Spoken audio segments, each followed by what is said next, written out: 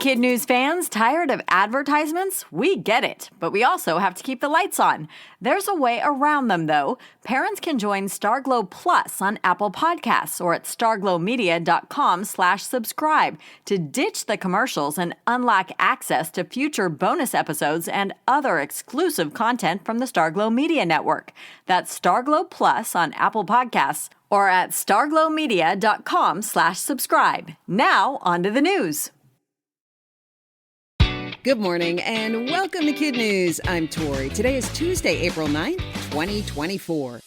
And we begin with the Huskies of Connecticut taking a men's college basketball title for the second year in a row and the sixth time overall. In fact, every time UConn has made it to the final, they've won it. Last night's game was close in the first half, but Connecticut pulled away and dominated in the second to top the Purdue Boilermakers 75-60. And while UConn school officials wanted a repeat win, they most certainly did not want a repeat of on-campus mayhem. Celebrations got out of hand last year, so before this year's Final Four started, school crews removed aluminum light posts on the main thoroughfare and replaced them with temporary lighting. The school also limited the size of the campus watch party, just in case.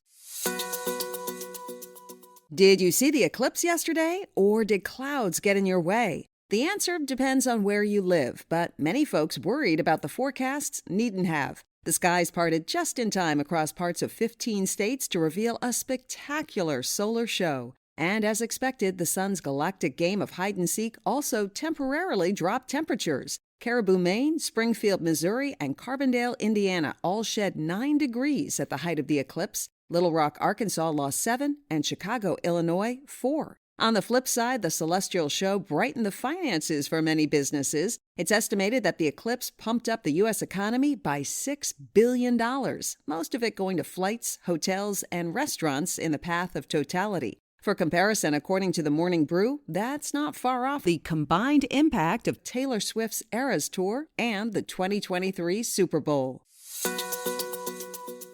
A creative idea to deal with the increasing problem of urban flooding from megastorms. Create sponge cities. That's the solution from a landscape architect in China. Kongjing Yu tells the New York Times, you can't fight water, you have to adapt to it. So instead of the current strategy of putting in more drainage pipes, flood walls, and concrete embankments, Mr. Yu develops landscaped urban parks where runoff from flash floods is diverted to soak into the ground or absorbed into constructed wetlands. Over 600 of these sites have been built so far in China, and the idea has expanded to other countries as well. While there are challenges, especially finding enough space in large, crowded cities, many environmental experts agree it's a clever concept that is making a significant impact.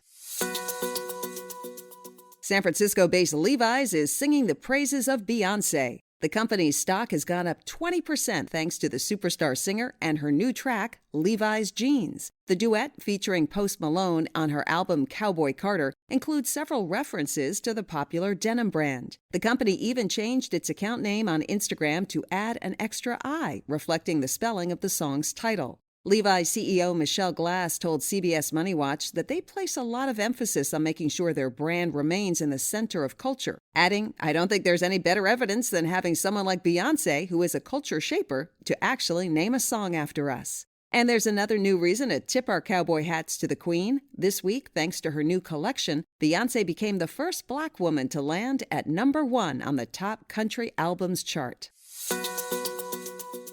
Coming soon to space, a floating gas station. Scientists at the Southwest Research Institute in Houston, Texas, are working on a spacecraft that could orbit the Earth and aid other ships that need a refuel. Staff engineer Steve Thompson says that running low on fuel is a common issue for spacecraft. Currently, when they have used up all their fuel, their mission ends, even though the vehicle may be in otherwise excellent health. So a refueling vehicle would extend those missions and get additional lifetime out of spacecraft that are already in orbit. The project's being funded by the U.S. Space Force, which was created by Congress in 2019 with the goal to preserve U.S. space superiority. The refueling spacecraft is scheduled to be ready for launch by 2026. Still to come, which state now has an official state planet that's not actually a planet? But first, our KidNuz quiz. Which men's college basketball team won the national championship?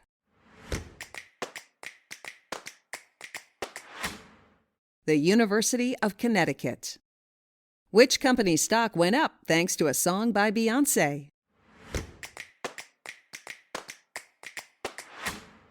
Levi's. Why are floating gas stations under development? To keep spaceships from running out of fuel. Creating sponge cities can help take care of what problem? Urban flooding. In our KidNuz Kicker, many states have an official flower, an official bird, and an official food. Now Arizona has an official state planet, Pluto. The only thing is, Pluto is technically not a planet. For many years, it was considered the 9th planet in our solar system, but was downgraded in 2006 to a dwarf planet because it didn't meet all the required criteria.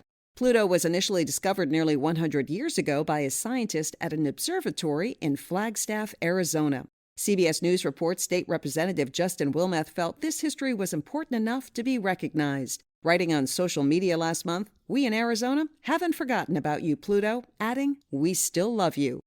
Before we go, we want to shout out our terrific KidNuz teachers, Ms. Mann and her Bulldogs at Susan Moore in Brownsville, Alabama. In California, Mrs. Brown and her Loyal Lynx at Citizens of the World Hollywood campus in Los Angeles. And Mrs. Candelaria and her Bobcats at Oasis in 29 Palms.